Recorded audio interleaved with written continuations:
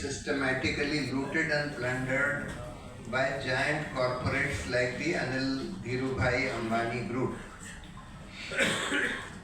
So what it shows is that way back from 2006 onwards, 5-6 onwards, this siphoning out of funds. So the modus operandi broadly was that they used to take large sums of loan from the banks, this group, for their various companies.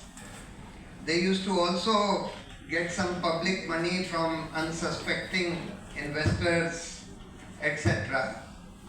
Then they opened a large number of shell companies, mostly abroad in tax havens, and they siphoned out in the various methods which you have seen.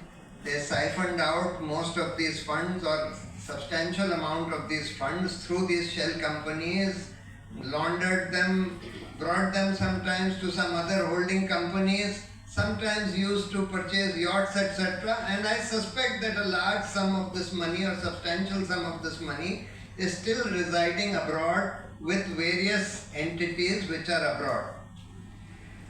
Now this scam, this sort of massive, gigantic scam was happening from 2005-06 onwards. And so many banks had lent money. State Bank, Bank of Maharashtra, Bank of India, Bank of Baroda, various other banks had lent thousands of crores to the various companies of Anil Ambani. It was their job, their duty to keep track of how the funds were being spent by this group. But unfortunately, none of the banks did anything until recently. In the last couple of years only, State Bank of India, Bank of Maharashtra, Bank of Baroda and Bank of India have now said that there has been fraudulent diversion of funds and therefore there needs to be a CBI investigation. But what were they doing for the last almost more than 15 years? For 15 years the banks, thousands of crores were allowed to be looted. Were they just soft peddling this because there was government pressure?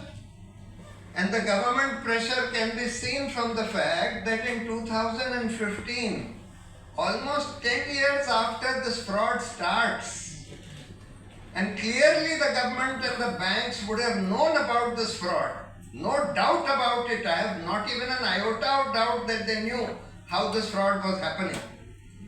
And then this gentleman, Anil Ambani, he opens one Reliance Defense company, and within few days of setting up this new company, he is given offset contracts for this Rafale deal to a man who has systematically plundered public funds.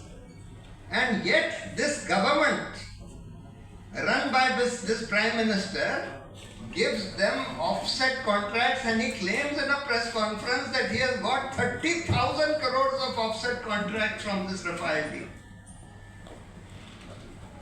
But it is astounding what is happening. Finally, even after the banks are forced to lodge these complaints of siphoning out when it was no longer possible to hide it, they are forced to do it.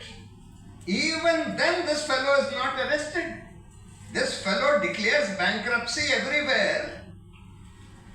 After siphoning out tens of thousands of crores, 40,000 crores he has siphoned out, he declares bankruptcy everywhere and he is roaming around freely. I mean, there are so many people in India who have been arrested for money laundering, etc., where there is virtually no money laundering, just because they happen to be people who are questioning the government. And this fellow who has siphoned out 40,000 crores, so transparently clear that he has siphoned out 40,000 crores, is roaming around freely in this country. not been arrested by the CBI, not been arrested by the ED. Obviously, there is a reason for the government to be protecting him. What the reasons are? Investigative journalists need to discover what the reasons are. Why is the government protecting him? What does he have on the government or the Prime Minister on the basis of which they are protecting him? Is it a mutual blackmail that is happening? What is happening? Why is this happening? So I'll leave it here. Of course, we don't know anything about why he or she, that is Prashant sir's views.